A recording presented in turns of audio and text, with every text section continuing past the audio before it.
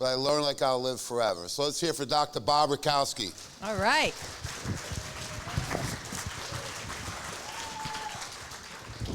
Thank you so much. Appreciate it. Jamie just told me he loves me on mic. I love him too.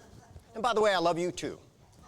Some of you maybe from a distance, I don't know you well enough, but that's just the way I like to live my life. I want to love everybody.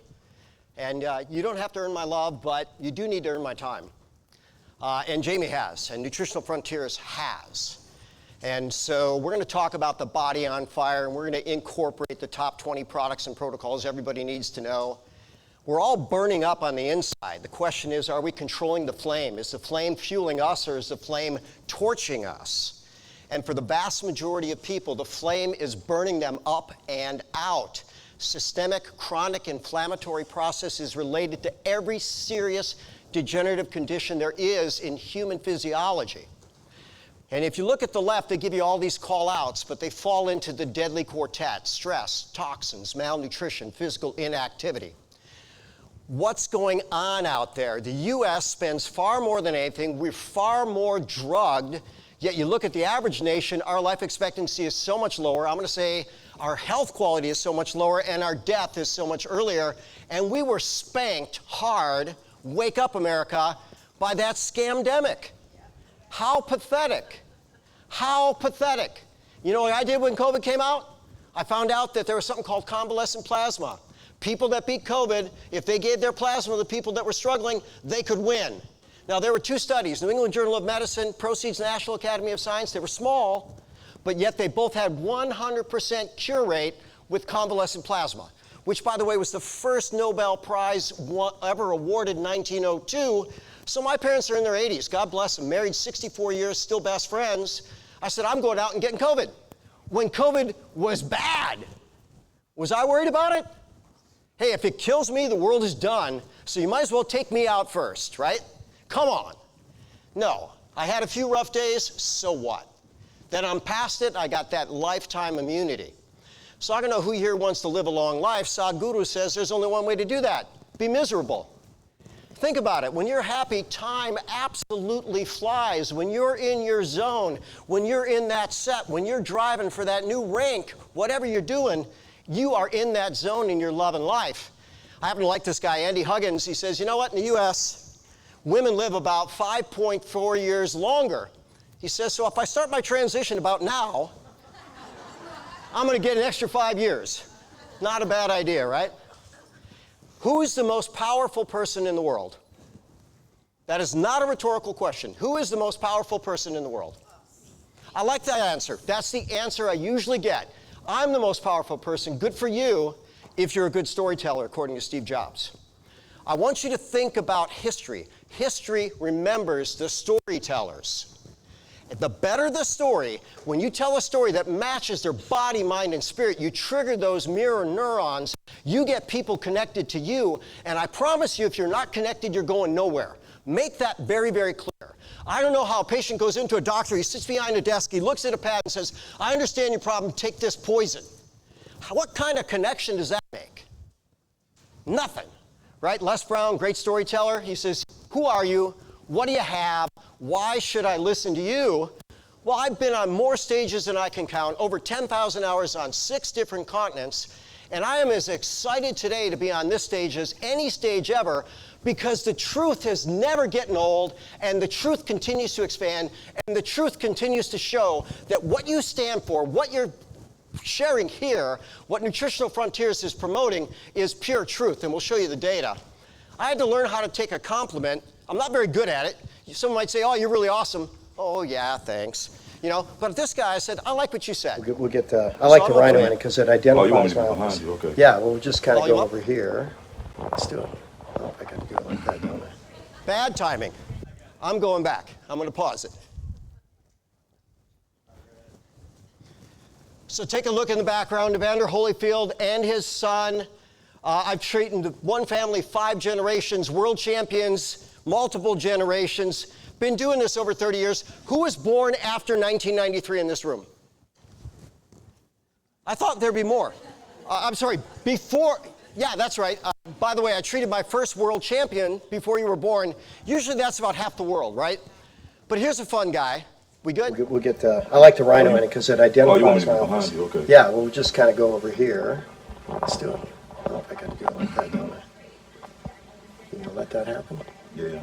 Should I say a few words to introduce you? Yeah, that's cool.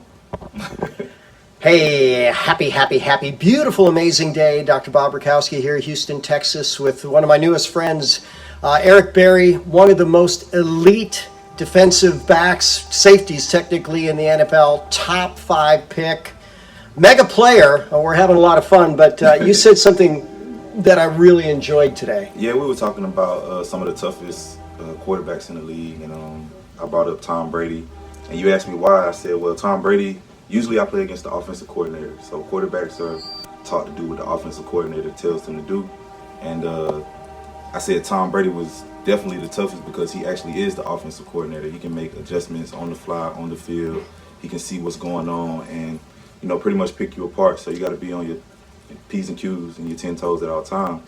And I compared Dr. Bob as a Tom Brady because he's in the field, he's in the trenches, and he can make his adjustments while he's actually doing therapy and going through your sessions. So I just felt like that was a unique comparison. I think they're pretty much congruent. So, yeah.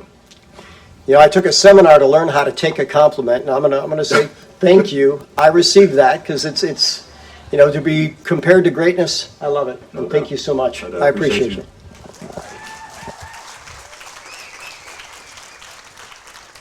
Jim Rohn would say, thank you, I deserve that. I won't say that. I'm going to say, thank you, right? Keep guiding me. So what 3 things do you show up? You show up with passion, you show up with presence, and why not show up with prayer? Now, I don't know how many of you do that, but maybe you ought to think about it, because I can tell you, if there's a magic force, that's how I access it. Bodies respond to frequency, duration, intensity, quality, and timing of stimuli. Most people want to be better yesterday. So I tell people, if you want to get rid of your problem fast, you come to me. If you want to keep it, go somewhere else. Just that simple. I'm not playing games with you. I'm not saying try this. I'm saying you want to get better, everything counts. I may take away almost every bad thing, and someone might not be ready for it. That's okay, go somewhere else. I might want to load you up on everything that I know that you need to make you better, stronger, faster, smarter, fast. And you know what? You can't afford it. We'll dance with you. That's okay. We'll figure out how to prioritize. But don't you dare fail my recommendations. Because I want to know, did what I do work, or did you just not do it? Or did what I do not work? Right? You got to put that effort in. Charles Poliquin, you know that name? He died a few years ago, but he was considered the most successful strength and conditioning coach of all time. He trained athletes 17 different sports to win medals in Olympics. Charles had so much to say, but he and I were both lecturing at a major sports conference. And Charles gets up there, he says, all right, trainers, here's what I'm going to tell you. You hurt him, you lose him. So I get up after him and I said, well, Charles, I love you, but I'm going to say just the opposite. And people are saying, what, you're going to tell us to hurt people? I'm going to say, no, if you don't help them, you lose them. And how patient are people? How much time are they going to give you to turn their circumstance around? The faster you do it, the better. Right? So I had a beautiful lady on the table. She says, you do muscle testing? Sure I do. I'm a board-certified teaching diplomate for, 33 years now at this point. It's been a long, long time. I put her on the table. Okay, let's look at this. That's weak. Do you think that's good? No, that shouldn't be that way. This makes it strong. Do you think that might be helpful? Yeah, that might help you. Now, we get in trouble as kinesiologists for trying to say too much and do too much. Can I tell from a muscle test that you have liver cancer? I might have an idea, but no, I can't say that. How about a parasite? No, I might have an idea, but I can't say that. We've got to be very careful about what we say, people. Here's what my finding sign. This doesn't look right. This seems to help. You want to give it a shot. You never get yourself in trouble. 3 times I've been an expert witness. 3 times the case is won. 1 time a kinesiology got spanked because he told someone, you're mercury toxic. They had mercury taken out of their head, had a big problem with it. And hey, be careful, right? You might have said, you got mercury in your head. That's a known neurologic poison. You might consider that could be part of your problem, and if necessary, take appropriate action. I've seen the other end of the spectrum. We have at least 3 cases on my YouTube channel with limbs sentenced to death. That foot was going to be cut off 2 days from the day that picture was taken, but look at it 2 weeks later. Bodies respond to frequency, duration, intensity, quality, and timing of stimuli. We've taken people off of heart transplants list, qualified them off of it, 11% ejection fraction to 33% in 10 days when the person was told he'd die of cardiomyopathy before he ever got that transplant. How's that possible? Bodies want to be healthy. Kidney failure, you bet we'd turn that around. How about lungs? Yeah, you didn't think that was possible. Yeah. How about brain?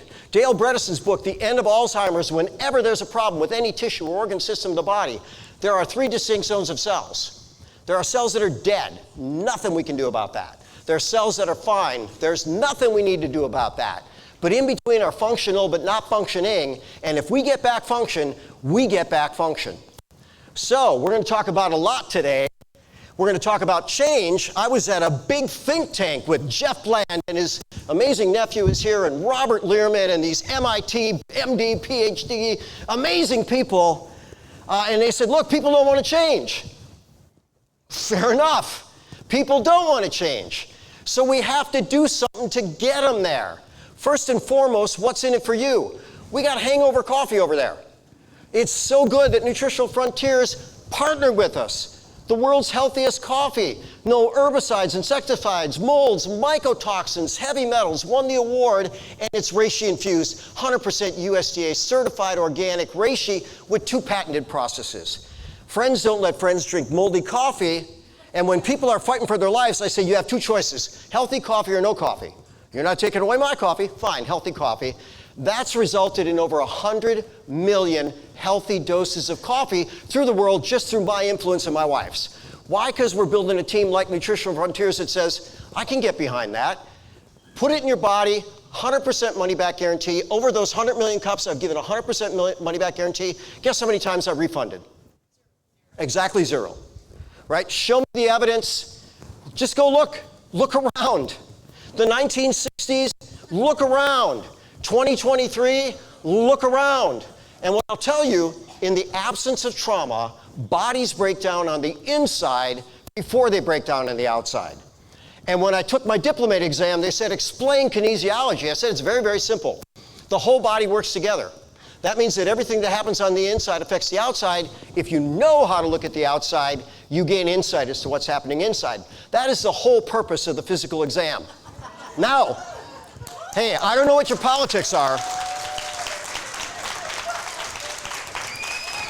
If I walk into that doctor's office, I'm turning around. I'm sorry, is this a mental institution? Listen, I understand that maybe 1 in a billion may have some serious issue where they feel they need to mutilate their genitals. Pray for them. Pray for them. God does not make mistakes. From Aristotle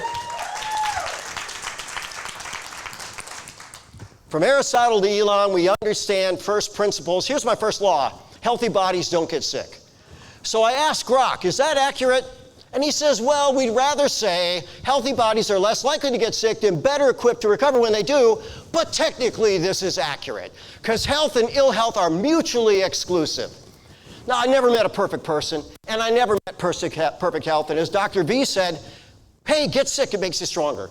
That which doesn't kill you, in a good sense, can make you stronger, that's true. But what are the first principles of health? How many of you can name the 7 first principles of health? Go. Raise your hand. Who? Come on, we're doctors, we're educated, we're taking the world, we're changing it. Hey, I couldn't either. I asked AI. I've been telling people for years, you got to eat right, drink right, think right, move right, sleep right, poop right, talk right every single day. That's my magnificent heaven. We're mental, physical, emotional, spiritual, social, financial, impactful beings. Why not excel in every area of our life? This body is endowed with divine first principles, and if you treat it right, you're going to get the outcome that you want. So what are these first principles? They have a biologic basis. They are hardwired into biology. That means they work everywhere, every time, unchanged by technology. So here they are. Energy is premium. How long do you live without energy? Just curious. It ends that nano-picosecond. It's gone. It's instantaneous. Your energy's done. You are done. How about homeostasis? How about raw materials? How about managing your stress? This one says, I copied it word for word, evolutionary design. Okay, fine, let's evolve. How about your divine purpose? What are you here to do? You're here to serve. That's the rent we pay for our time here on earth. And here's what Zig said. You can have everything in life you want if you just help enough other people get what they want.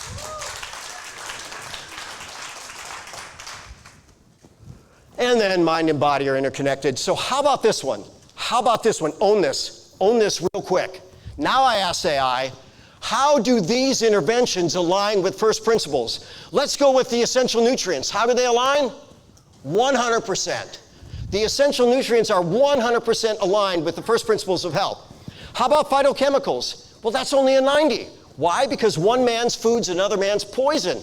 Plants are designed to have anti-nutrients. That's how they keep from getting eaten. They can't run away.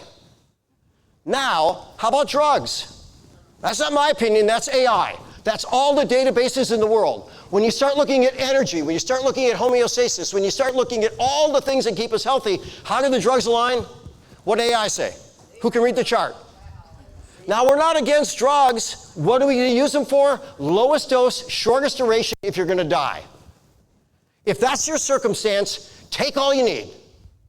But lowest dose, shortest duration. Covey said this, if you want small changes, change your behavior. If you want massive improvements, change your paradigm. Seth Godin said this, people don't buy goods or services. They buy relationships, stories, and magic. You've got to get those relationships. And Jamie, Nutritional Frontiers, God bless you. You may be the best out there. You may be the best out there. When Jamie said, oh, Bob answered my call, are you kidding? I can answer your call 24/7. We hadn't talked in a decade, but I knew he was a man of principle. I'm going to answer that call. Hey, I hadn't heard from him. What's going on with Jamie? So here's 5 stories. I asked AI, what are the top 5 stories right now that are creating paradigm shift in medicine? Who knows about Casey Means Good Energy? Read that book. Read that book. After Dr. V's and Christine's book, right? Put those first on your list. Listen, it's wisdom. When they write a book, you all need to buy it, and you all need to put it in your office, and you all need to promote it. Together, everyone achieves more. That wisdom is worth sharing. How about Michaela Peterson? Okay, not many people know about her. Paul Saladino, the carnivore doc, pretty interesting character. Kelly Brom, she said, psychiatry doesn't work. Why don't we go with natural medicine?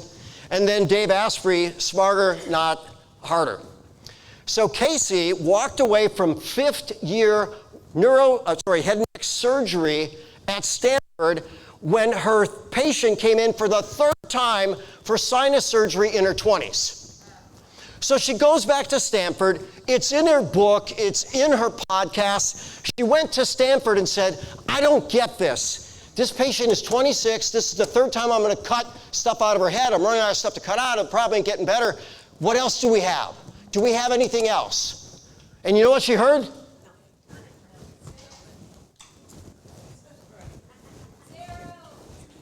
Come on, really? Really? You ever think of a saline rinse? You want to put some herbs up your nose? How about doing something low allergy? How about changing your gut? How about getting your stress out of, in line? How about taking a nice vacation? How about going to the desert? Did you want to say something, Dr. B? I get a hug from you, so you get the mic. Go ahead. You get as a doctor, it's idiopathic.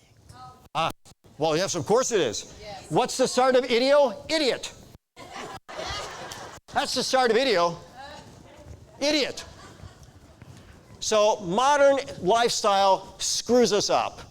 So mom started out with type 2 diabetes, progressed to pancreatic cancer. That's a death sentence. Then her episode at Stanford, and then finally, this was her conclusion. Doctors are paid to keep us sick. Now think about that. If all you've been done is brainwashed in a certain way, you cannot see. I kid you not. There are people that think there are 78 genders. Okay, there's 2 in animals, there's 2 in vegetables, there's 2 in minerals, but we humans are special. We got 78.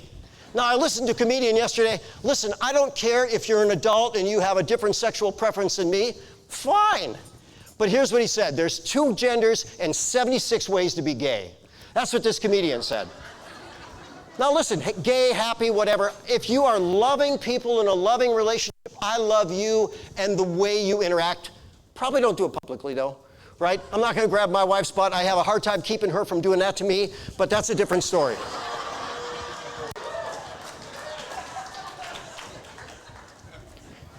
So, what about these parallels to clean energy? They said what Casey means, it's Plato's cave. Anybody know Plato's allegory? They're living in an illusion. These people are in a cave, they can never leave, there's puppeteers playing a show on the wall, and they think it's real. And all of a sudden, one guy just finds a little crack of light, starts walking through, finds his way out of the cave, and looks and sees, oh my God, it's all a scam. It's all a show. Isn't that interesting? Joe's the best Joe Biden I've ever seen.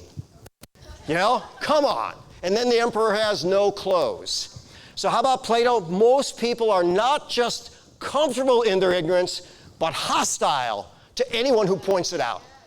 How much has human nature changed since Plato? I think we're more sick, more toxic, more depleted, more mentally distorted, so we're even more hostile. I heard about people damaging cars because a guy's trying to cut back spending, right? Terrorist type attacks.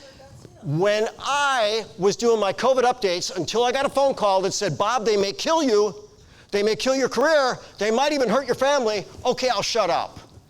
I should have the balls that Judy has. God bless Judy, right? Judy Mikovits. I was so thrilled to have her here. If I have one regret, I should have been louder. I should have shouted from the rooftops. Personally, I didn't want to take that beat down. I've been beat down before where I danced the game. The government's been in my office 5 times. They threatened me $18,200 legal fees to keep my doors open. Why? Because I was helping sick people, looking at blood under the microscope. I said, you got to be kidding me. You got to be kidding me. So how about hostile? Senator Paul, you do not know what you're talking about. Social distancing is perfect. These masks are the best thing ever. This virus came from nature. These jabs are safe and effective. We ought to do them for every 6-month-old. There's no problem with these shots. Doctors are paid to keep us sick. The iatrogenic costs of drugs in the USA, you ready for this? 1.1 to 1.4 trillion. What is that, cumulative since medicine? That's per year and growing. Do you understand that? Do you understand that? They were talking about the number 500 billion. If I gave away $500,000 a day, how long would it take me to give away 500 billion? Someone can do the math. Over 2,700 years. Go back 700 years before Jesus, and you're still giving away $500,000 a day to get to 500 billion. And we are damaging triple that every year. Every year. And how about these GLPs? Well, Ozempic's muscle loss, 20 to 40%. What do you think? Your clients lose 20 to 40%, they coming back? No way, right? What's the global cost estimated of GLP-1 frailty? Here's the best estimate. By 2030, notice the best estimate for downstream global costs annually, $57.5 billion. Hey, let's shoot them up. They're going to lose a little fat. They're going to lose more muscle, but what the heck? They don't need it. What good is muscle? How about muscle-centric healthcare? How about myokines? How there's over 700 myokines. You've all heard of brain-derived neurotrophic factor. You work those muscles, you build those muscles build you. You don't, you waste away. Thank God for these 333,000 that walked away. They said, I can't do this. I can't poison people. Why are you asking me to hurt my patient? I didn't sign up for this. So they stepped right away. By the way, you might notice why I'm not on some stages. Why? Because I called the truth out.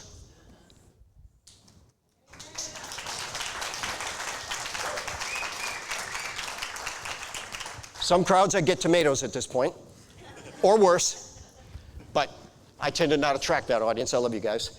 So unexplained fatigue or low energy, unintentional weight loss, frequent infections, mood changes, digestive. These are the top 5 signs of failing health. So how are we going to improve the mitochondria? Well, or our energy, improve the mitochondria, improve nutrition, improve stress. Einstein said this, everything is energy, and that is all there is to it. No energy, you are dead instantly. Better energy, I want you to look at the fittest people in this room And number one, congratulate them for having that commitment. And then number two, see if you don't see all this being true in them. And the next question is, can it be more true in you? I promise it can. You are worth the investment of time, money, effort, good nutrition, and good guidance. Sir Richard Branson sat down with one of my fat, out-of-shape, 100-millionaire guys, and he said, look, you need to get healthy. You need to get fit. Okay, 2 years later, he's finally there. But he said, look, if you want to succeed, you've got to have it. Robin Sharma, one of my favorite authors, the monk that sold his Ferrari, probably his best work, The 8 Forms of Wealth That Money Can't Buy. But he says, don't just get fit to create the energy to change the world. So how's our energy? Well, ATP is going to be there, but you got about 3 seconds of ATP. The lion comes in the back door. Well, you're in the front, so I can't throw you in front of him. I'm getting between him and the lion, right? But there's the story, right? The lion's there, and this coming towards him, and the guy's lacing up his shoes. He says, you can't outrun the lion. He said, I don't need to outrun the lion. I just need to outrun you. All right, bombed on that delivery, but that's okay. So we got 3 seconds of ATP. The lion comes in, you got 3 bursts, near instant energy. Creatine phosphate, you've got 3 more seconds, 1 enzyme step to make creatine phosphate into ATP. Then you're going to burn sugar in the absence of oxygen. That's anaerobic glycolysis. Believe it or not, there are 12 different nutrient cofactors. That's going to slow down that energy production, and lactic acid is a self-limiting step. You create enough lactic acid, you will pass out. So the body uses 3 times the energy to neutralize lactic acid than it gets from anaerobic glycolysis. You know what that means? When you train hard, and I mean hard, creating lactic acid, sure, you burn some energy. Your body takes 300% more of that to neutralize the metabolic waste. That's why you burn fat when you train hard.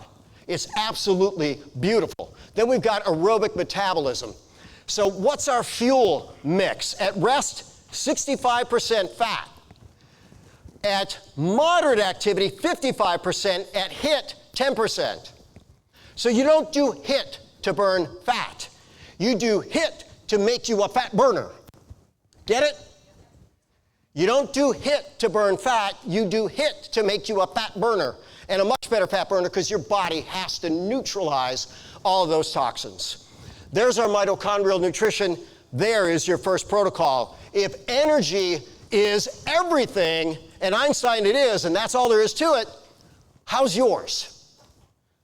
Are you eating right, drinking right, thinking right, moving right, sleeping right, pooping right, talking right? Do you have the 22 nutrient cofactors to efficiently create energy? Who said it? Was it Dr. Tracy yesterday? We see that wonderful Krebs cycle, right? And I've got the biochemical pathway on my wall, and you know I reference it all the time. It's not true. It's on my screen, not on my wall.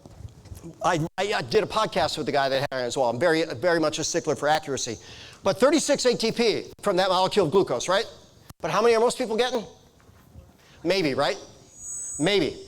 Their efficiency is down at least 33%. You want to bump it? Boom, boom, it's bumped. Now, how important are hormones to human physiology based on how long can you live without them? Here's the ranking. What's the first hormone critical for survival? It's on the screen. Insulin. What hormone is the most mess in society?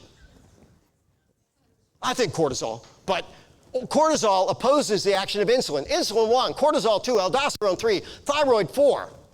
Now look at the bottom, the sex hormones, the growth hormones, stuff like that, required for species survival, not individual survival. So people come in and instead of dealing with their insulin, if they go to the wrong practitioner, they're going, oh, let me give you some hormones. And I see people jacked up to such high levels, you go, what the heck? These guys that are shooting all this, I wouldn't do a physical exam because I couldn't find their testicles, you know? Come on, you can't shoot that much that you shut yourself down. If you need some level of supplementation, okay, fine. Lowest dose, shortest duration. I'll tell you what, I did a deep dive into our Testo 180, and now the fertility, God bless you for formulating that. You know what, I'm pretty happy with my testosterone, but at 60 now, I'm gonna take a little bump. I still would love to get in the cage with the 20-year-olds, but I'm smart enough not to. You know, I'm smart enough not to. Yeah, hey, I'm as good as I once was. Or, wait a minute, how's the country song go? I ain't as good as I once was, but I'm as good once as I ever was. Okay, so I'll do one exchange with them, but I'm not gonna do 100. So there's Casey Means. There's her beautiful family. Now notice, 1987, she's a 12-pound baby.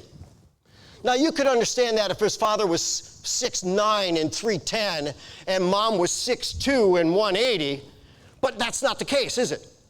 So, Dr. V, 12-pound baby, what's the probability there was some gestational diabetes cooking there? Give me a percentage, give me a percentage. She's going 100, I'd probably go 99.9999999, right? I don't know, but it's there. It's right up there. Then, diabetes diagnosed 6 years after that? Well, of course they said, okay, that happens. Let's have you diet, let's have you exercise. You sure about that? Let's give you this drug, let's give you that drug, let's give you the next drug, let's give you the next drug. Then it becomes pancreatic cancer.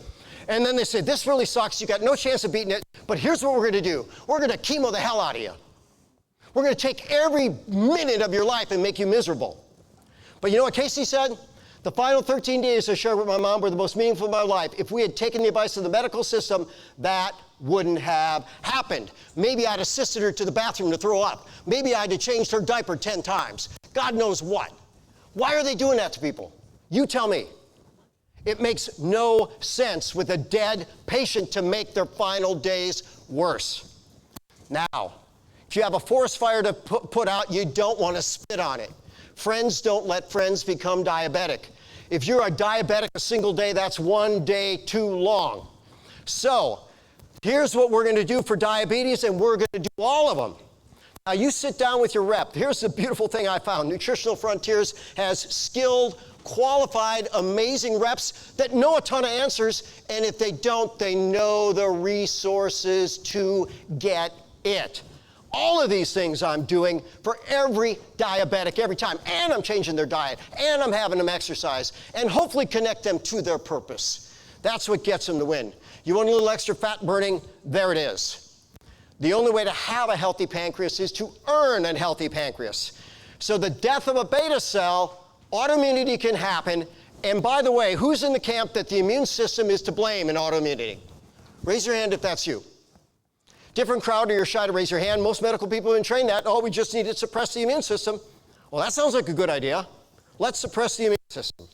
Maybe it's out of balance. Maybe it's getting a bad message. Maybe it's attacking a sick cell. Too much sugar, too much fat, too much inflammation, too little antioxidants, a bad protein, suboptimal genetics and toxins make their list. Dean Black said this. Now we're going back 37 years ago. Genes are protein makers. As they make proteins, we come to exist. So here's your technical diagram. Dissect it if you want. When you make bad choices, you get post-translational protein modifications, which means you get weird proteins. Do weird proteins work as well, or let's just call them altered proteins, as well as the original design? What would you guess? They're better than God made it? When you do bad things to your body? Yes or no? No, they don't work as well. All of these things are setting up diabetes. And then I heard a few people talk about hypoglycemia yesterday. Here's an underappreciated organ. 20 to 30% of regulation of hypoglycemia is from the carotid body. And the neurotransmitters are acetylcholine, serotonin, and GABA. The most commonly deficient is actually going to be GABA. When we make glutamate, the most powerful excitatory neurotransmitter, it's one enzyme step from glutamine, and then GABA is one enzyme step away from that. When I would teach brain chemistry, I did an international series with a neurologist from Cornell in 2009. I would show a Ferrari and I'd say, this is like your brain. The gas pedal is glutamate. The brakes are GABA. If you don't have a gas pedal, you don't need brakes. The body knows, hey, picking myself up is more important for my survival than calming down. If I pick myself up, get away from the fight, okay, now I can calm down. So glutamate first, GABA second. A lot of people don't make that conversion well. Some people have a genetic SNP in glutamic acid decarboxylase, which makes it slightly less effective. Those people are more prone to schizophrenia, autoimmunity, and especially type 1 diabetes. We can convert glutamate to GABA by controlling the inflammation, by buffering the stress, and by giving the nutrient cofactors, which are always going to include B vitamins and magnesium when we're talking about the brain, which so many people are deficient in. Now, this is Leonard Bernstein. I love that picture for so many reasons. How many of you remember the moment of joy you last had like that? I hope it was today, right? Don't we all want to wake up and go, yes, this is it? Wouldn't that be beautiful? But he's the greatest conductor of all time, and I'll tell you what, he knows I suck at music. So what's he going to do? He's going to give me a tambourine, and he's going to go to you, and I go like that. And then after about 20 times, I get it where he says it. You know, that's how rhythmic I am. But he can still make me a part of the game. The best conductor can take the worst of what you got and make it work in the whole picture. Now, here's what I'll tell you. Every one of us has something that makes us so amazing. Have you found it? And every one of us has something that is our vulnerability. Even Achilles had it. So here's the deal. John Maxwell said, I used to teach people, focus on your weaknesses. Then he realized, well, weaknesses, focus on that, keeps you alive. Focusing on your strengths helps you to thrive. Where do you want to be? Do not let your weaknesses kill you, but maximize your strengths. Anybody know the story of the Gordian knot? Okay. Mythology, right? What are they teaching in school these days? 78 genders? For crying out loud. I kid you not, education sucks. I'm glad they're going around that. But the Gordian knot was the untieable knot. And they come up to Alexander the Great and they says, no one can untie that. Prove your greatness. He says, okay. And he takes a sword and he cuts it right in half. Hey, you need the right tool. We want big tools when we have a big problem. And that's how medicine sees cancer. They called it the emperor of all maladies or something like that. Worst cancer book I ever read. You don't want this enemy. It's stealth. It's going to change. It's going to shapeshift. It's going to kill you. Too bad for you. But thank God we got chemo and drugs. That's the emperor's, the emperor of all maladies. Baloney. Who in this room has cancer besides me right here, right now? Y'all knew you do, don't you? We're making 500 to 1,000 cancer cells every single day. Sticking your head in the sand doesn't change that. But eating right, drinking right, thinking right, moving right, sleeping right, pooping right, talking right, every day does. So, perfect storm of cancer. Diabetes increases liver cancer 400 to 500%, endometrial cancer 200%, colorectal breast cancer 20 to 50%, pancreatic cancer 50 to 100%. I attended a cancer lecture 35 plus years ago. Dean Black walks into a room with 200 doctors. He asks this question, how does a hurricane start? And we're all looking at each other going, are we in the right room? He says, come on, humor me. How does a hurricane start? I'm asking you, because you're in the front row. You're going to get picked on in a beautiful way. How does a hurricane start? Storm clouds. I like that. She said storm clouds. Lots of people answered the room. Dean Black said this, a hurricane starts when? There you go, when conditions are just right. Now, what are those conditions? Low oxygen, low nutrients, high acid, chronic inflammation, immune suppression, secondary to chronic distress. I asked AI, is that accurate? And AI said, accurate, but cancer development also depends on genetic predisposition, carcinogenic exposure, and other factors. Fine, we didn't say it was all inclusive. But what if you had the right amount of oxygen, the right amount of nutrients, the right amount of acid in the right place? You want it in your gut. Believe it or not, you want it in your backside too. What's the number one bug in your colon? Acidophilus, acid-loving. You want to poop acid. First morning, you want to pee acid. When you exhale, you're exhaling acid through carbon dioxide. When you sweat, you're sweating acid. Acid is the number one toxin in human physiology. 100 trillion cells, many trillion times a day. That's a lot of acid. So we get rid of it, we buffer it. Chronic inflammation and immune suppression, secondary to chronic distress. Deep dive, 250 scientific references. I'm at a conference, 520 doctors in attendance, including locally renowned oncologists. And I asked them, how many of the 350 approved chemotherapeutic drugs improve any of the conditions of the perfect storm of cancer? And the answer is none of them. How many of the 350 approved chemotherapeutic drugs worsen one or all of the perfect conditions of the perfect storm of cancer? And the answer is all of them. So on my highly censored YouTube channel, you can find that. And you can share it. And you can share it with any oncologist if they'd listen to it. 250 scientific references, pretty much indisputable. But you know what? They're so busy. They're so indoctrinated. There's so many cancer patients that they go, here's what I'm taught. Some of them step outside the box. They write a book, Out of the Box Cancer Therapies. Or John Forsyth, Integrated Cancer Clinic.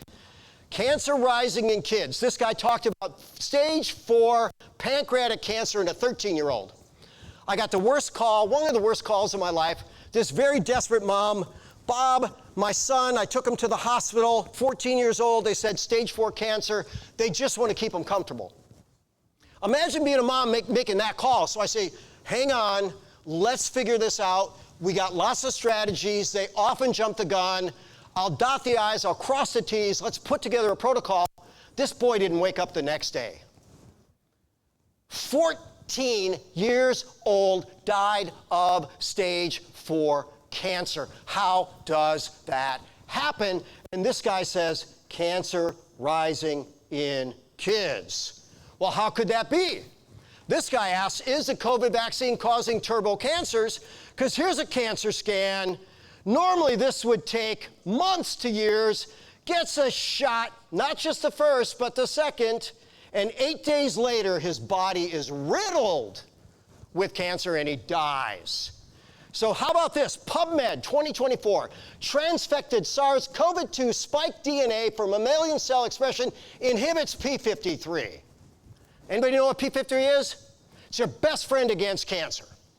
When they knock out p53 in mice, 100% of them get cancer. 100% of them get cancer. Did they knock out people's p53? I don't know if they did it intentionally or not, but they knocked out their p53. Now, nicotine, when people were smokers, they got less problems with COVID. Go figure that. You're smoking, you're poisoning your lungs, and you protect yourself against an upper respiratory infection because nicotine binds 30 times stronger to that ACE2 receptor. By the way, it's not the only one too. So does lobelia, so does ginkgo. So what we do is we use either a nicotine patch, I don't recommend that, ginkgo or lobelia. We do that, then we do enzymes every waking hour because the proteolytic enzymes digest the spike protein. And here's what the medical literature says. The potential of enzyme-based therapy is almost limitless.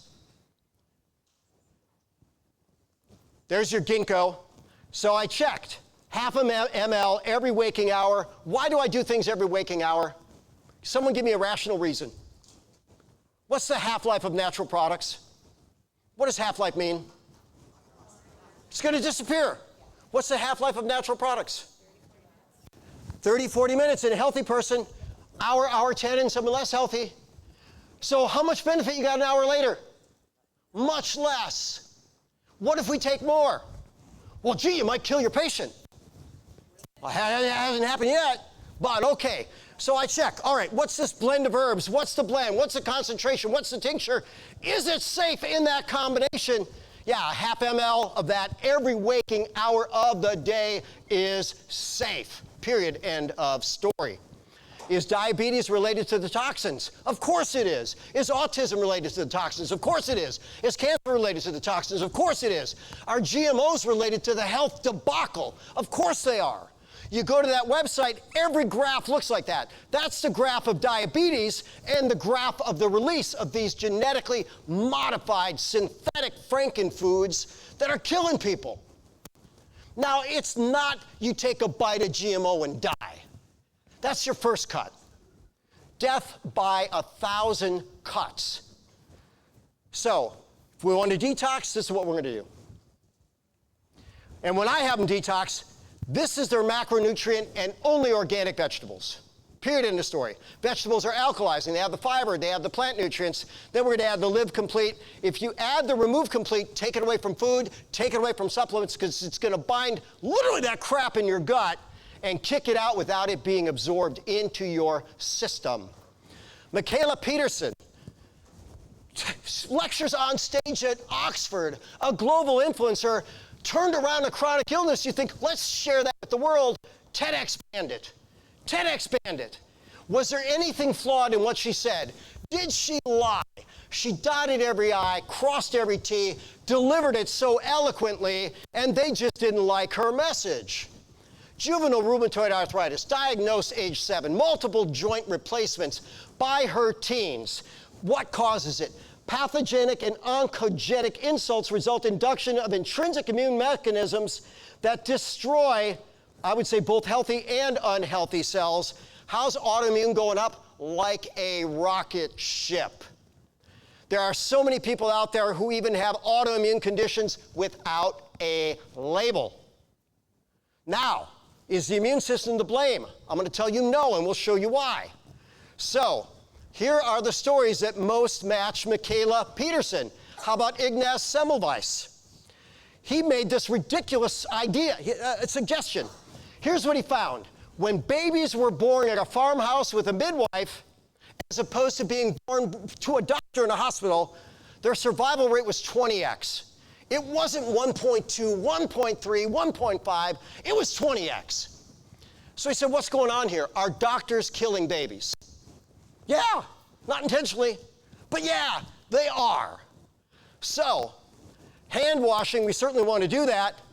In the case of Semmelweis, bugs in the wrong place. How about from a corpse to the birth canal of a delivering mom? Imagine that. Can you imagine that? Let me tell you how absurd that seems. I have a friend who's a history teacher. He's in his 60s now. His class is junior high. Who in here knows what a rotary phone is? Okay. Well, he brought a rotary phone. Kelly, how many people in his class could even figure out what to do with it? Absolutely zero. You don't know what you don't know, and you've been conditioned so that you're so blind to even the truth. So he says, look, when doctors are, they do an autopsy, they should wash their hands before delivering a baby. Now, where did he come up with that ridiculous idea? His favorite instructor did an autopsy, was delivering a baby, cut his hand, and died from the same infection that the woman died from, the mother. Killed the mom of a new baby. How'd you like to be that dad? That is beyond tragic. I might take that doc out myself. Not really, I don't work that way, but you know what I mean. Are you kidding me? Right? But, at any rate, so he says, hey, look at this. Here's an idea. Why don't we wash our hands? Just between autopsy and, is that me? Oh, that would be great if it was me, right? I don't even know if I'm shut off now that I think about it. All right, enough. So, imagine making that idea and just being laughed at. That's the most preposterous thing. Did you know he was sent to an insane asylum and beaten to death by the guards? And that's how he died? What a ridiculous goal. You're hurting moms, you're hurting babies. Shut up, we're getting paid. You're hurting moms, you're hurting babies. Shut up, we're getting paid. You're hurting moms, you're hurting babies. Shut up, we're getting paid. So now we're going to look at it. Who has read, besides me, all the studies that show that vaccines are safe and effective in a double-blind, placebo-controlled trial? We all have. We all have. Because they don't exist. Now, they just took it that this is a good thing. I like the principle. I like the principle of herd immunity. And you know how it started? There was this thing called smallpox. And there was this guy named Jenner, and he made an interesting observation. He found out that milkmaids didn't get smallpox, or at least very bad.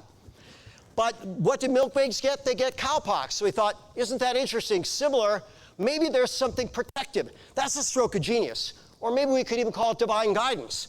So he says, here's what I'm going to do. I'm going to take a cowpox pustule, I'm going to cut it open, and I'm going to take my 9-year-old boy's arm, and I'm going to cut it, and now I'm going to blend the fluids. With cowpox. Enough? Well, what happened? He got cowpox, it went away, kind of like chickenpox. I bet chickenpox protects you from a lot of other things too. Then he said, all right, here comes smallpox. Here's the test. I'm not doing that to my kid. But here it is. Here's your smallpox. Guess what happened? Nothing. Nothing. Nothing. You get it? Nothing. What do they mix? Human fluids that have been trained by an infectious organism. That's what they shared. What are they doing now? Mercury, aluminum, formaldehyde, aborted fetal stem cells, detergent. And they're injecting that for hepatitis B in a boy that is not even 5 minutes old. So my 3 children were born in the hospital. 3 of my granddaughters were born at home in a tub of Kangen water with Mozart playing in the background. God bless my granddaughters, right? But at any rate, ours were born in the hospital. Kelly had 3 C-sections, so we had to meet with the pediatrician, who, by the way, died of COVID, get that. Not very healthy, but with that said, now that was a long time ago. Jacob's 31. But, so we're sitting there, and for the sake of my wife, who, by the way, listens to me, and I listen to her, it's a good trade. Who's right most of the time? 99.9. So I just go, okay, I get it. You're the smart one. I'll be the big mouth. You do the thinking, right? And I'm good at the big mouth. Anyways, so Kelly's sitting next to me, and there's Doctor. I said, Dr. Butani, you know, we had the ultrasound, right?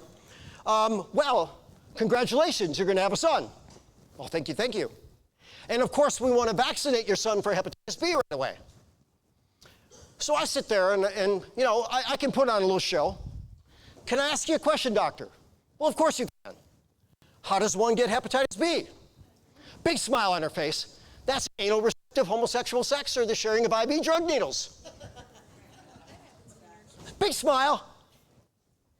And I do one of these for show, right? I was a backstage chiropractor for WWE 3 years, local events. I know how to put on a show. Right? Doc, did I hear you right?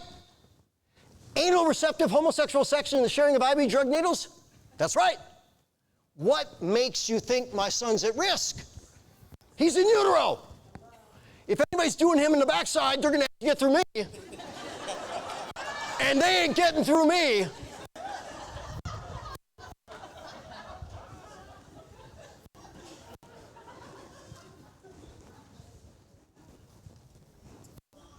Can you see my anger still? Do you know how many kids she poisoned? Do you know how many kids she poisoned? Yes?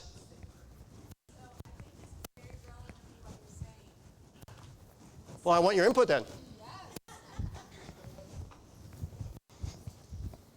So it's so sad that this is happening. I was in the OR last week, and the anesthesiologist who is married to an internal medicine doctor, their daughter was vaccinated because, you know, they hear their peers, was vaccinated at 12 hours of life. She's 22 years old, and she developed a seizure disorder from the vaccine that is documented. And when they went back, 2 MDs, went back to the pediatrician, said, what are we going to do with this? Oh, I'm so sorry. It is a risk factor. Oops. Shit happened, and it happened to you. Yeah, what was the shot? Do you remember? The hepatitis B vaccine. Yeah, Hep B. So, first and foremost, as the doctor said, you don't know how he's going to grow up. Well, I'll tell you what, in my house, he's going to know how to make a good choice. You know? I'll tell you what my parents taught me. There's only one way to lead, and it was Nobel Prize nominating data by example, by example, by example. So my parents married 64 years, still best friends. Hey, has it all been sunshine and rainbows? Who's married? Is it all sunshine and rainbows? Hey, I got the best wife in the world, the most beautiful wife in the world, but guess what? We still have a storm now and then. So what? So what? The storm is preparing you. So they go to Michaela, let's start with the elimination diet, and she says, are you freaking nuts? Do you know how many doctors I've seen that have said do an elimination diet? None of them have worked. They said, well, how about this? How about just red meat, salt, and water? So Godfather, I told you this yesterday. Hippocrates was off by how much when he said all disease starts in the gut? 10%. 10%. 90% of disease starts in the gut and microbiome. That is what modern science says. Now, leaky gut in and of itself can create autoimmunity. Resolving leaky gut in and of itself can resolve autoimmunity. Interactions between the bugs in your gut, I don't care if you call it the estrobiome, whatever you want to call it, and the immune system sustain chronic inflammatory process and autoimmunity. This is a year of ohms. We got the lipome, the metabolome, the detoxome, the estrome, the God knows whatever ohm. Are you kidding me? What we got to do is eat right, drink right, think right, move right, sleep right, poop right, talk right, get connected to our purpose, show up as our best and getting better self in service to something bigger than ourselves, and I promise you doors will open. Sadhguru said this. He says, you know, when you're really ambitious, you can open a door. If you're even more ambitious, you can open a few doors. But if you're aligned with your purpose, the universe will open the doors for you. These doors have been opened. So red meat, salt, and water for many, many years. Autoimmunity when the body attacks itself. Really, I thought my immune system was designed to protect me. Here's what New England Journal of Medicine says. Autoimmunity, autoreactivity is essential to health. You've got to weed your garden. Anybody ever grow a garden? Anybody not weed it? What do you think happens if you don't weed the garden? What do you think happens if you don't weed this garden? What do you think happens if you don't weed this garden? What do you think happens if you don't weed this garden? What do you think happens if you don't weed this garden? By the way, Max Slacks, you're weeding that garden. Oh my God. Start low. I schedule 3 podcasts. I get the gift from Nutritional Frontiers, Max Slacks. What the heck? All right, I try everything before I put my patience on it. 3? Okay, I take 3. Oh my God. 3rd podcast. You okay, Doc? I'm fine. Why do you ask? Are you sure, Doc? Yeah, I'm fine. I gotta go. If the bathroom were 5 feet further, I'm doing laundry. That's all I got to say. Sasha McHale didn't treat her. She might still be here. Treated a family member after she died. I said, what the hell happened? Kevin McHale's Hall of Fame basketball player, his daughter died, as it said, of lupus-related complications. They gave her so damn many immunosuppressants that shut down her immune system, she got a simple bug, and it killed her at 23. A very broken system. By the way, I treated a relative of George Foreman. You get to see all these fun people. I wish I'd seen Big George. Right? What a beast. Great guy. Great turnaround. TED Talk. Re-educating the immune system. Here's a farm exec. He says, this is a normal beta cell. That's an abnormal beta cell. Here's the question I have for you. If you have an abnormal beta cell, what do you want to do about it? What do you want to do about it?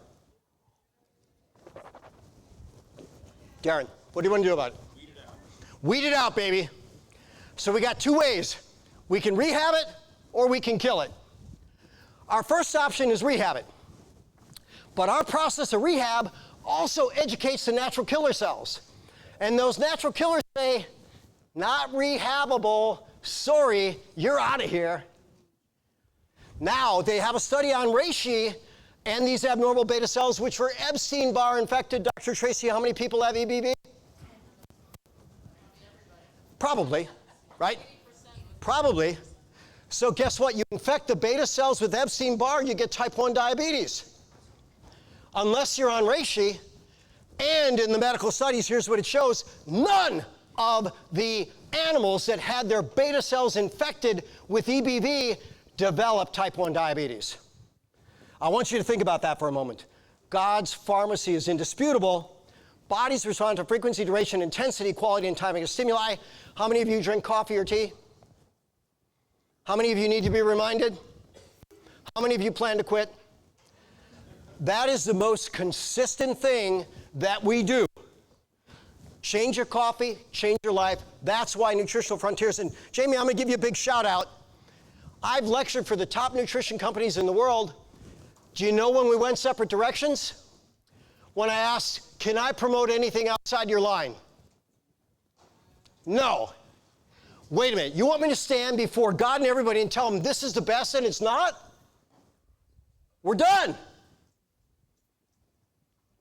What's Jamie open to? Anything that works. Well done. He says we need to re-educate the immune system so that the immune system doesn't kill that abnormal cell. So it can keep making defective proteins and replicating until it becomes so sick that it has a choice. I can die or I can mutate. What are you going to do? Are you going to die or are you going to mutate? You tell me. Mutate. You're going to mutate, right? That's what we all want to do. We want to live longer. Handsome Marine, badly burned, even his mother wouldn't recognize him. Here's the deal. If your cells can't recognize your stuff as yours, it's a foreign adversary. Why will my kidney not work in your body? I got a great kidney. Put in your body, what's your body going to do with it? Kill it. It's going to kill it. It's just that simple. So what's causing the problem? There's an updated autoimmune formula. We can get a little further. Concordance among affected twins with autoimmunity, celiac is only 60 to 75%. Wait a minute, they got the same genes. One has celiac and 25 to 40% don't of twins. They got the same genes. Why is one having celiac, the other not? There's way more to the game. Whatever your parents gave you, whatever they gave you, say thank you. Now you ask, what do I do with this? I don't know what to do with this. But here's what I'll tell you. Find out what your purpose is. Show up as your best and getting better self. Nobel Prize. Sick cells or end-of-life cells is what the immune system takes out in an intermittent fasting state. Journal Carcinogenesis, 1999, published these words. When you starve yourself, your body is going to feed on itself. What are the very first cells to go? Pre-malignant and malignant cells. Your body's not stupid. Is it going to eat your brain? Is it going to eat your heart? Is it going to eat your cancer? Who else has cancer in this room besides me? Listen, I don't want to put that out as a death sentence. We all got it. It's part of life. And when we're healthy, it's nothing. So look at what this is. What causes the loss of immune tolerance? Let's go back to first principles. Okay, some people are vulnerable. Infections, environmental triggers like toxins, chronic inflammation, dysbiosis and leaky gut, hormonal imbalances, defective apoptosis and clearance. Who regulates apoptosis? What's the organelle that regulates apoptosis? Begins with an M. Next letter is an I. Then we got a T. Mitochondria. Are we here in mitochondria? What's the first sign of failing health?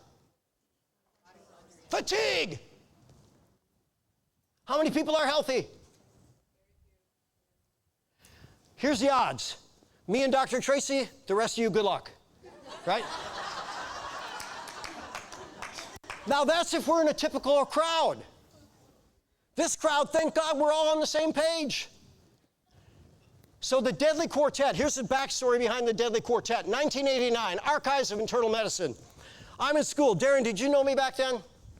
Was I a nerd back then? Yeah, you can say that. But someone came up to me and said, you were a cool nerd, though. What made me a cool nerd? Man, I was hungry. And I was curious. And I had mentors that told me to look for first principles. And I was as nerded out, geeked out as you could be on that.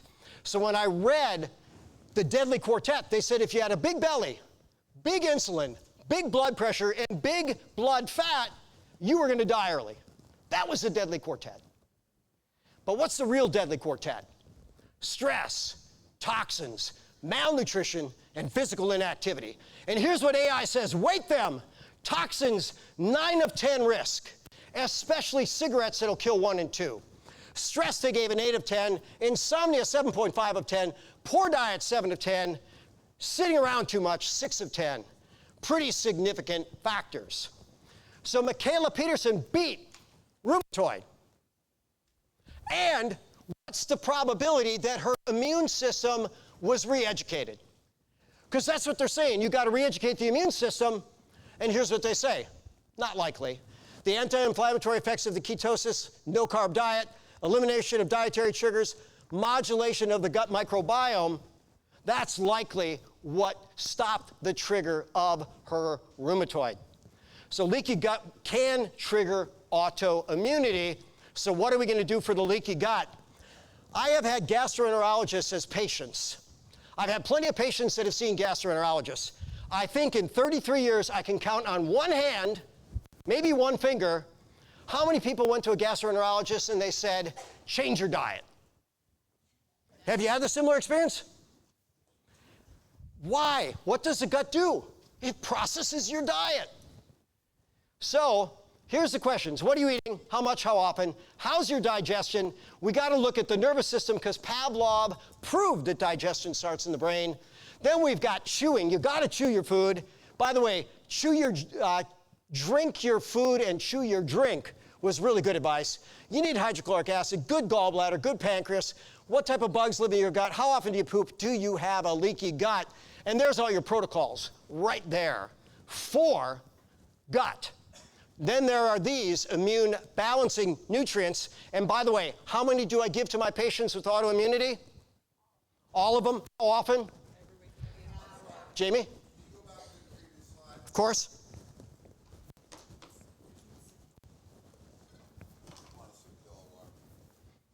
Everybody's getting these slides. And by the way, when you get the slides and you look at the bottom, you find the references. Now, I used to sell those for a lot of money. The good news is now I have a lot of money. So, it worked.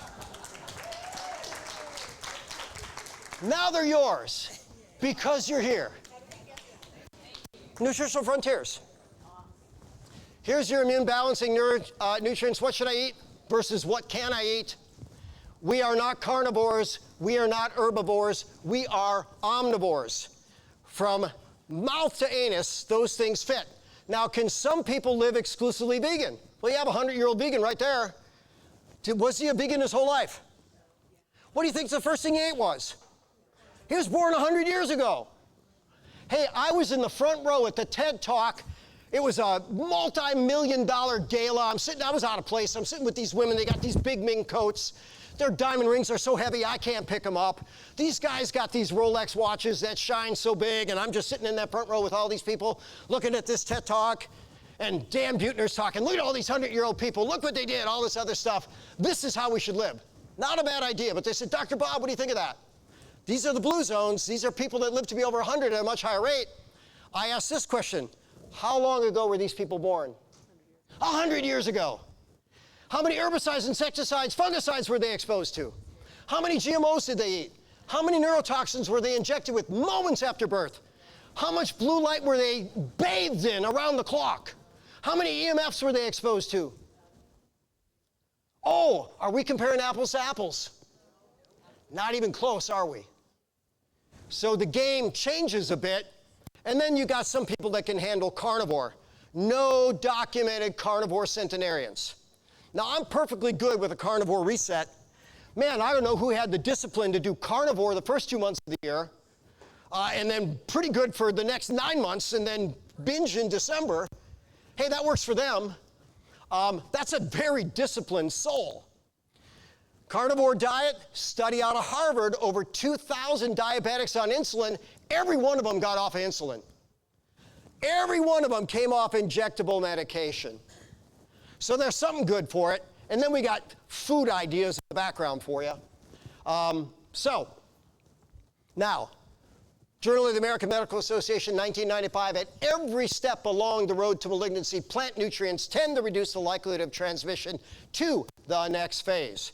So we need these plants. Paul Saladino, he was eating a balanced diet. He's got eczema and other things going on.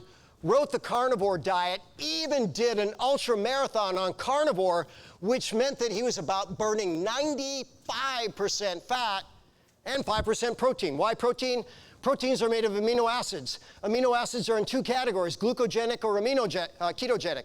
That means you can make sugar from amino acids. You can make fat from amino acids. Which fats can't you make? Omega-6, omega-3. Those are the essential fats. Where do we find them? In meat.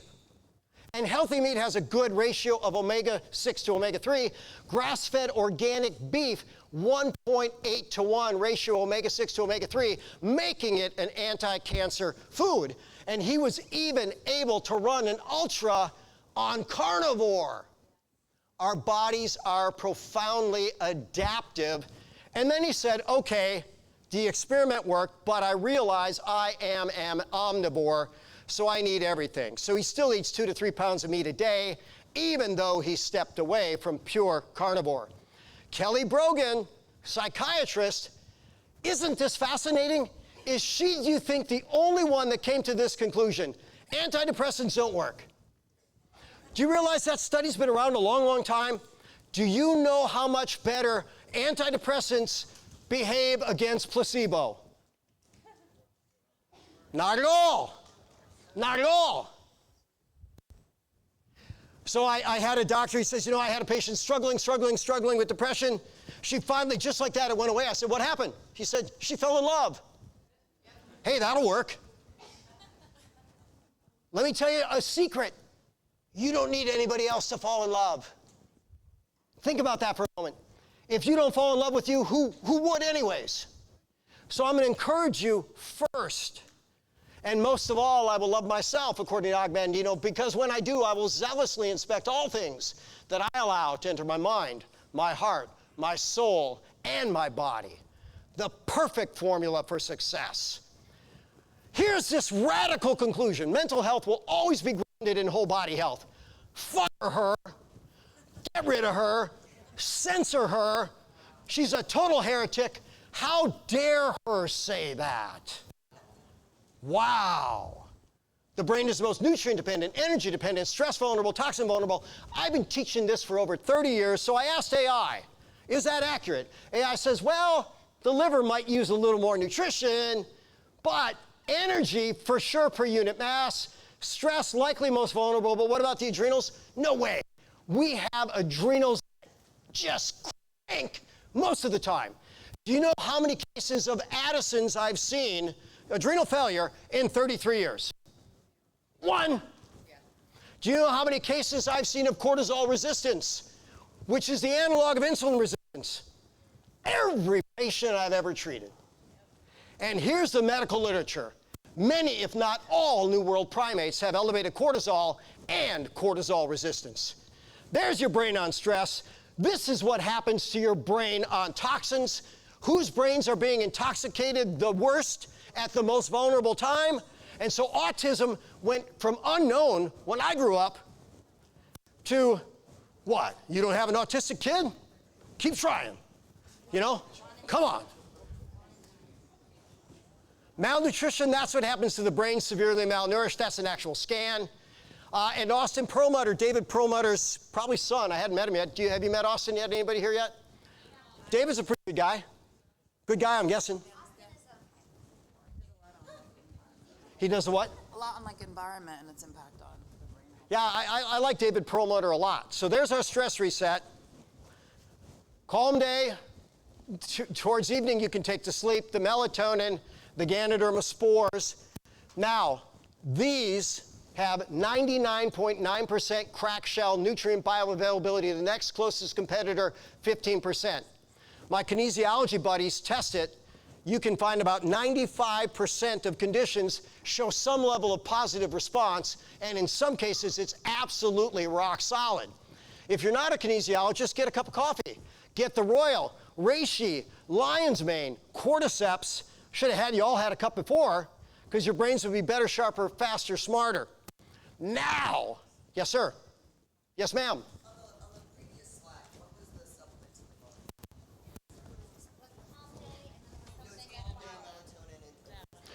That's a non-Nutritional Frontiers product. But you can get Reishi spores, go to that table, or contact your Nutritional Frontiers rep. Right?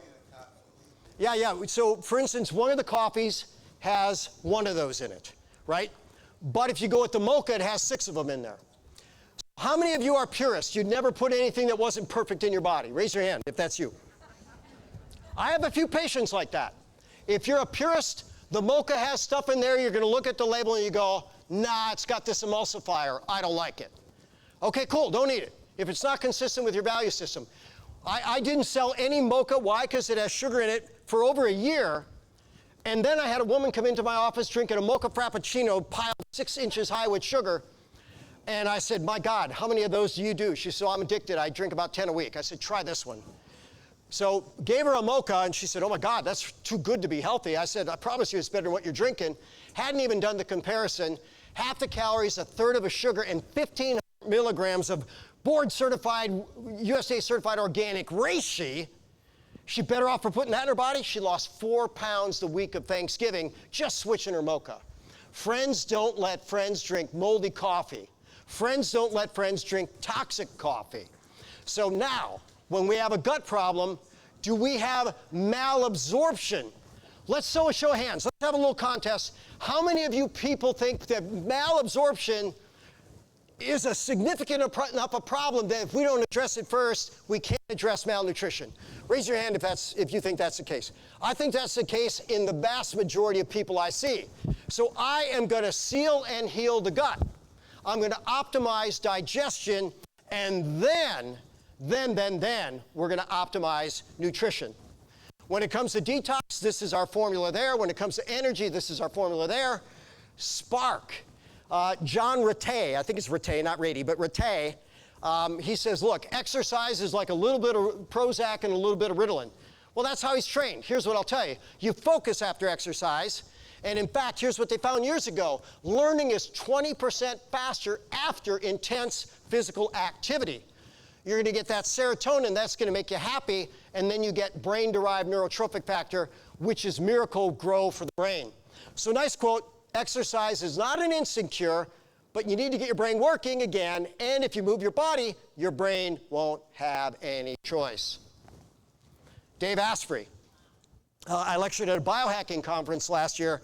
I'll tell you what, I think this guy's more on the ball than maybe the high 90th percentile of doctors. What's he telling you to do? Monitor your body. Listen to your body. Hey, we're all deficient in some way. Hey, we're all toxic in some way. What do we do about it? Here's his big 3. Bulletproof coffee, sleep optimization, neurofeedback. So if you want bulletproof, do Dave's. If you want bomb-proof, do ours. Any questions?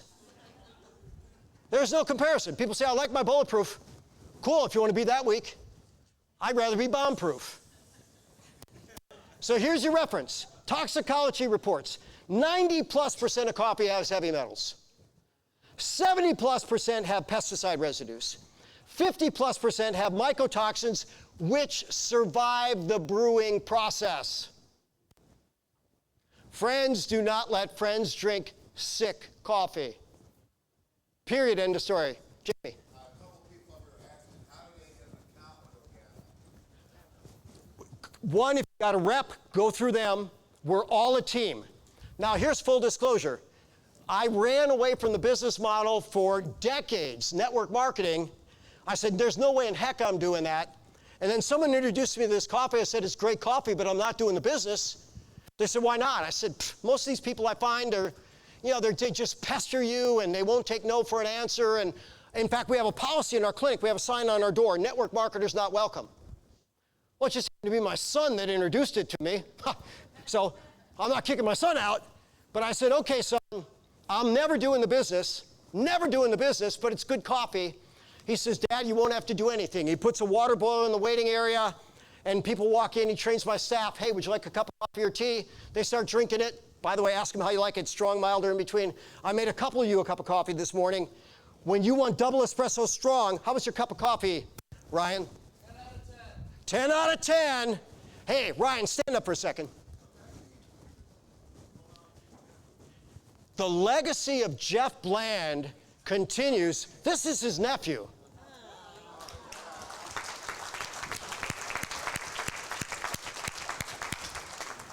Now you can stand on your own 2 feet, which is what Jeff trained all of his kids to do.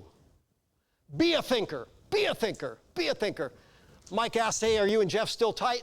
I said, Mike, I don't think we were ever tight. We just had such a high level of mutual respect. And we did have a little falling out over this COVID thing.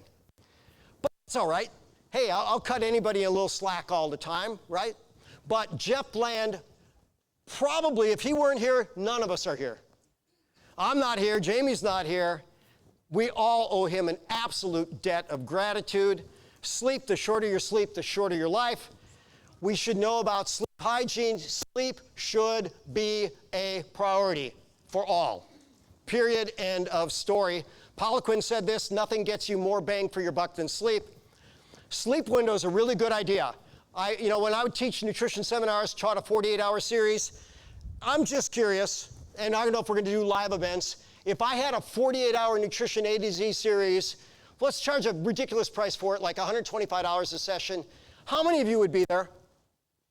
All right, 3 of you. Probably not gonna happen, but maybe we do it online. But nonetheless, when I would teach a 48-hour series, we'd bring in real patients. We'd put them on real protocols. What do you think our success rate was? In years of doing the 48-hour series. This is gonna sound ridiculous, 100%. Why was it 100%?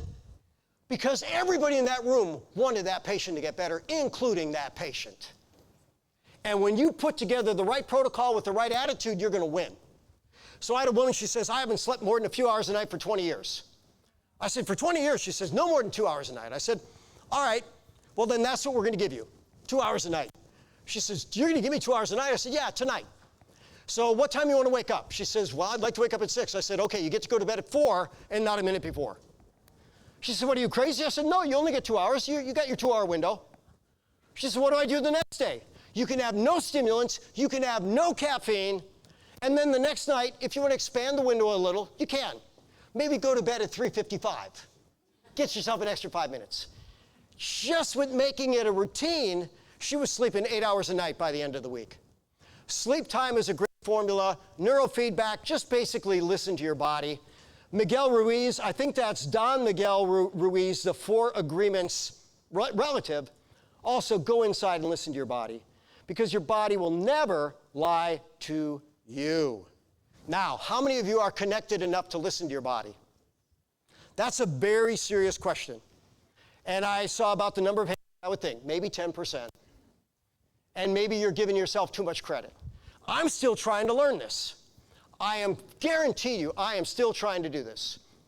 Your mind will play tricks, but the way you feel in your heart, your guts, is the truth. So why are we here? Martin Seligman says we're here to flourish. AI says that's secondary to connection. I'll get to that in a moment. Stephen Kotler, The Rise of Superman, The Art of Impossible. People get into flow state and they do the impossible. So what is flow? It's when you're in that state where you're certainly not bored, but it's not so challenging that you're overwhelmed. And by the way, when you have low skills, don't do much. As you grow your skills, take on more, take on more, take on more, take on more, and it just becomes more fun along the way. Personally, I'm not there. I think that would be really, really fun, but I'm not ready to say goodbye to all of you just yet. So I'm not climbing that rock in that way. But this is the neurochemistry of flow. And anandamide, this is a goofy one, the bliss neurotransmitter. I'm not a marijuana fan, even though I believe that it has efficacy, and THC is an anandamide, powerful stimulant. So there could be some potential for that. How about this? Chocolate stimulates all the major brain chemicals of flow, and just like Estro Cleanse was dim on steroids, our mocha is flow on steroids. If you want to put yourself in flow, by the way, it was years before I drank a mocha. My grandmaster would drink one before getting on the mat. He's 70, and he could probably take on this entire room. I kid you not. When he trains the police academy, he fights all the cadets. And he starts out with the smallest guy, and it usually takes him 10 seconds to tap him out. And then and Grandmaster's smaller than me, physical size. Bigger than me in his presence. but he'll then tap out the biggest guy last. Don't say any questions. He drinks a mocha before he does that. Connection, the most universal ideal. Grandmaster, I'm training with him. He says, Bob, I want you to define success using 3 and only 3 words. Well, I've thought about that many, many times. I said, health, happiness, prosperity. He says, that's a good definition. Do you want to know what my grandmasters taught me? I said, of course. He said, success is relationships, relationships, and relationships. I can't find a reasonable argument against that. Relationships are what we're here to do. Interesting graph about aging, and I couldn't replicate the red line. It would be an exact match if I drew it, but I wanted to stand out in red. Our social capacity grows till we're nearly in the grave. You should be better at connecting with each passing decade. There's almost no other parameter. So what are we designed to do? Grow in our connections for our entire existence. You know, there's a book entitled Your Network is Your Net Worth. Then there's another one that goes beyond that. Your network is everything. Your network is everything. This is the making of a game-changing, life-changing, world-changing, paradigm-changing network right here, right now. Physiology is infinitely complex. Health is not. Biochemistry is infinitely complex. Good nutrition is not. People can be very, very capable of living better longer. This is James Free's 1998. If you didn't smoke, if you exercised and didn't get fat, you were going to age much more gracefully. So Casey means doctors are paid to keep us sick. Well, look at this. They start out with some med here. Well, now we got to go back and, all right, we're going to jab them with something. Then we're going to give them ADHD. Then we're going to give them puberty blockers. Then since they're fat, we're going to give them thyroid support. Then they're depressed. Then they don't have sexual function. Then they're diabetic and depressed. Then they got cancer. That's the typical progression. Do you have the guts to be healthy? How am I doing on time? I got 12 minutes? All right. I got 12 minutes. So I'm going to run through it pretty quick. All disease starts in the gut. Not quite. You know what to do with it. Let our food be your medicine. What's one man's food is another man's poison. Ben Franklin said this, in my lifetime I've seen a few die of starvation, but of eating hundreds of thousands. It all started with a bad food choice. Get that in your brain. The fall of humanity started with a bad food choice. What you eat, real food, clean food, not too much, not too often, every color, every day, in a way that honors your physiology, your genetics, and your body goals, mostly plants. Jamie, you make the call. Do we open it for Q&A, or do I just go rapid fire? We have enough for Q&A. Q&A. All right, so you got the rest of the slides. Here's the deal. You already got it all. I promise you, you got it all. And here's the strange thing else. You always have had it all. You just didn't access it appropriately. I'm still working on that too. Any questions about anything at all? I'm going to call you, Billy, because you got a beautiful smile. Any question? What are your thoughts about NAD? Well, I just hyped. NAD. So you got David St. Clair, phenomenal researcher. He says he put his 80-something-year-old dad on NAD after he lost his mother, got the life back. David St. Clair, he's the guy that was touting resveratrol as the next best thing, sold his company for $700 million to pharma, who probably either tanked resveratrol or did something else with it as an anti-aging drug. But he's making mice really old in his lab, and he really loves NAD. So I said, all right, David likes it. I'll do some NAD. So I bought $600 worth of NAD for myself and my parents, and we dosed it like he said. And guess how many of us felt any difference at all? Zip, zero, none. So then I did injectable NAD. Now, I always try on myself first. Guess how much difference I felt? Zip, zero, none. So nicotine adenine dinucleotide, a downstream metabolite of niacin B3. How many people are deficient in B vitamins? Too many. How many people can actually metabolize them properly? Not enough. But if you eat right, drink right, think right, move right, sleep right, poop right, talk right, then I'm guessing NAD is just one of those little things that maybe for somebody helps, but your body should be making it. Am I totally against it? No, it's awful doggone expensive. There's other biomolecules that we should be able to make, like CoQ10, But I'll supplement them, especially on cardiac patients. Lipoic acid, I'll supplement it on diabetic patients. Carnitine, I'll supplement that on diabetic and neuropathy patients or fat loss patients, right? We can make stuff, sometimes we should take it supplementation. I'm not sold on it, not even close. How about you? Are you sold on NAD? Okay, good. I have a comment on that, okay? Yeah. So we are working on an NAD formula. So it's NAD plus, and we added curcumin to it, is a trademark curcumin, and we want to bundle it up with the Super B Complete. So that'll be coming out later this spring. So what Jamie said is, I think there's something to it, but most people need more, and you're probably giving them more, I'm guessing. Yeah, you're not a one-trick pony. I get it. You're very thorough. Mm-hmm. Yeah, so the research team found that if you add curcumin to it, you get much better results to help with the inflammatory process. Plus bundling up with the Super B.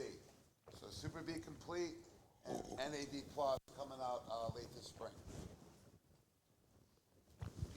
Do you want the mic, or I'll just come close to you? Looking for your expertise. I've been riding the nutrition wave for 40 years with my patients. After all this time, I'm thinking that I'm seeing a lot of carnivore patients with beautiful profiles when I'm looking at their lipid panels and whatnot. So my question, but I also know that it's very important to eat your plants and all that, and I know about the toxins like we all do.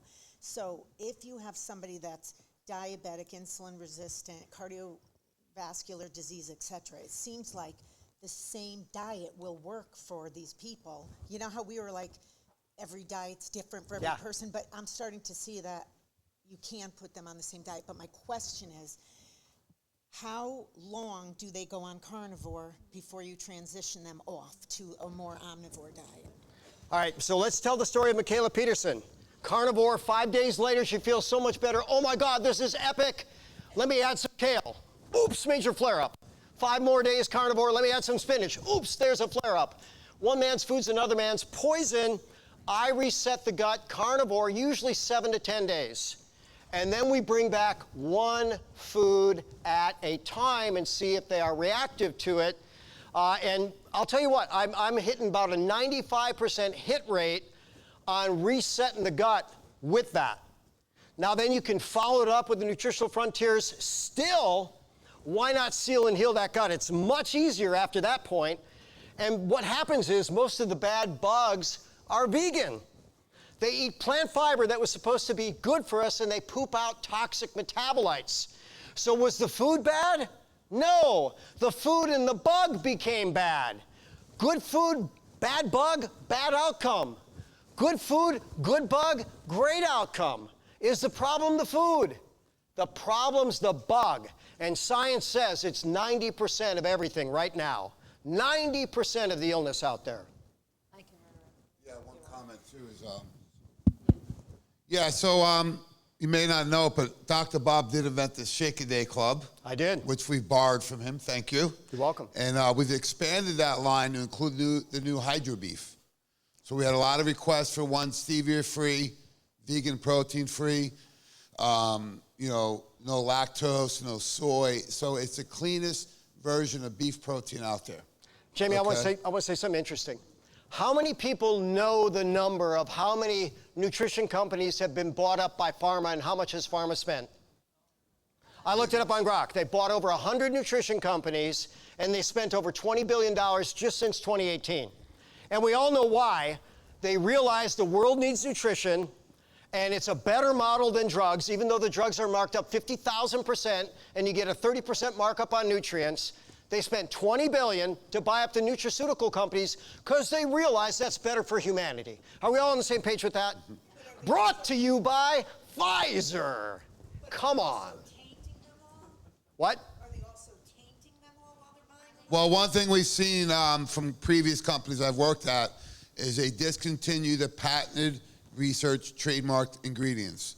So, for example, things like albumin, covalent bonded minerals aren't on the label. So my clients ask me why. I said, you're asking the wrong person. We include those in all of our formulas. And we brought out the Hydro Beef. One of the first concerns we got is, well, beef protein's loaded with heavy metals. True. The Hydro Beef is not. We have all the documentation to prove it. So hypoallergenic, another food-based supplement to use with your line. Dr. Darren? We can do this. I'll get it for him so you Yep. can answer Dr. Bob. Bob, could you elaborate a little bit more on the anti-nutrient? A lot of people who, I see some of my patients, very few of them that are vegan, and maybe probably by their faith or their religion or their culture. As I started to learn more about histamines, oxalates, phytates, and all this stuff, everything's pro-plant, pro-plant, but you will find a few people who can't detoxify or clear all those other anti-nutrients. A plant can't run. One of the best vacations I ever took, 5-star resort, took my whole family on a safari. We get up first thing in the morning, we had sex education. Yeah, there's the lions mating. Quite a sight there, Yeah. Thank God Kelly and I had our own bungalow and the kids had their private, right? But, you want to follow nature. It's absolutely amazing. But the giraffes are out there and they're eating the leaves off the trees and they're picking them clean and they're big animals. And then all of a sudden, just like that, they stop eating. And not only do they stop eating the trees right there, they can't eat any leaves from any tree anywhere because all of the trees are connected. They said, we've had enough. We're going to support you, but now you're hurting us. So we're going to release these toxins that make this leaf taste like crap and give you an upset stomach. And just like that, all the giraffes stop. All life wants to progress. I'm guessing that just as they eat the weak, I'm thinking the giraffes know enough to start picking the leaves that need to be picked. And they're being nourished by them. And then the plant says, thank you for cleaning me out. You're done. But it can't yell that, so what does it do? It farts, and you're going to eat that. No. Well, that went over like a lead balloon, didn't it? Yeah, it creates a horrible toxin that says, get out of here, So every plant can do that. Plants have anti-nutrients, but here's my general impression. In a healthy person, most foods, most plants, the pro-nutrients outweigh the bad. Are there any toxins in your air? Probably shouldn't stop breathing. Any toxins in your water? Probably shouldn't stop drinking. But get yourself ready to handle all of them, because when you're big and strong and nearly impenetrable, then you can handle these insults, but better than that, you can listen to your body and figure out what your body needs. Can we give Dr. Bob a round of applause?